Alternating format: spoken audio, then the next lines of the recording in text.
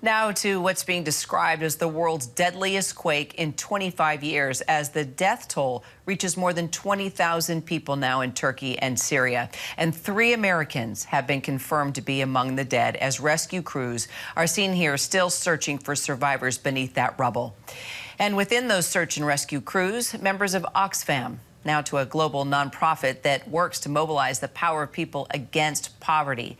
Didem Demircan is Deputy Executive Director for Oxfam. She's based in Turkey. She joins me from Istanbul. So Didem, tell me, where are your men and women now, and how are they helping these earthquake victims, in particular your expert mountaineers?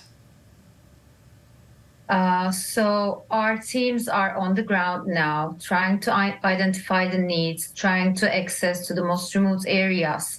And we are working together with the platform of NGOs, national NGOs in Turkey. And we are also working with the grassroots organizations that we have been supporting for years. So they are, we are supporting each other in determining the needs on the ground and making sure that the aid is delivered to the most remote areas. But this has been a challenge, unfortunately. So describe these challenges more specifically as your members of your organization are facing as they try to reach these survivors. We've seen so many different types of pictures of the terrain. What do you think has been the hardest part? So first of all, it had 10 provinces, so it's a big geography, and 13 million people were impacted. So, it's a big population. So first of all, the needs are too much. And add to that the cold, because now we are facing, it is very cold. It's a cold winter at the moment. And there are aftershocks, so people are scared to enter into their homes, into their houses, even if they are not damaged. So people are sleeping in cars. And at some places, there is not still running water, or heating is not available yet because of the fire possibility from natural gas. So there are all these basic things that are still missing, and the infrastructure is destroyed. So this means that the roads are blocked and there are still difficulties in accessing some parts of some cities. So thousands of people are now without a home. We have also been reporting on the children, Didem, now orphans. How is your nonprofit helping these families and these children without parents?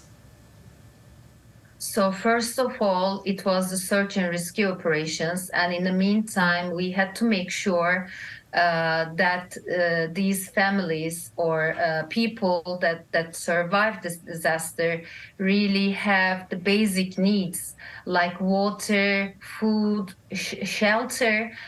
So at the moment, we are trying to work for making sure that all these surviving people have their basic needs, and they have a warm place to be in, to sleep in, and after that they will need to be supported to get over this trauma, because this is one of the biggest disasters that we have lived in the last 100 years.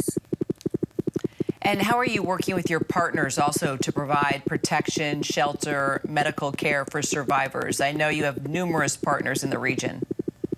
Yes, both nationally and internationally, we work with partners.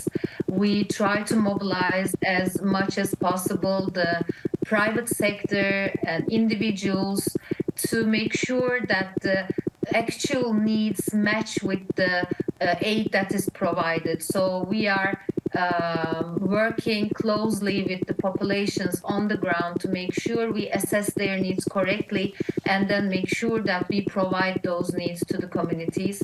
We also work with our international networks to raise funds, because this is gonna take months, if not years, for the people to rebuild their lives. It is gonna take a long time. So we need to make sure that we secure the resources that we need to be able to support these communities.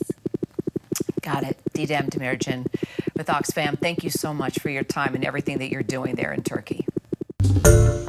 Hi, everyone. George Stephanopoulos here. Thanks for checking out the ABC News YouTube channel. If you'd like to get more videos, show highlights, and watch live event coverage, click on the right over here to subscribe to our channel. And don't forget to download the ABC News app for breaking news alerts. Thanks for watching.